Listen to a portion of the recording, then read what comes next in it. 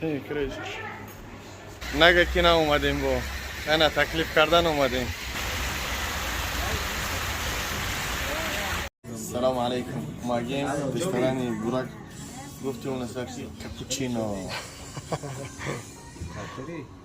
ابقى تلقاقي ما شاء الله زي بوجي بيني الحمد لله انا مسجد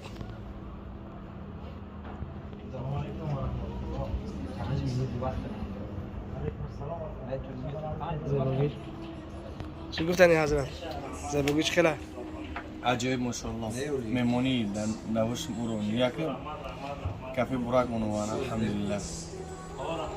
یعنی فکرت که دیگه بوده الحمدلله دیگه شد بهترین.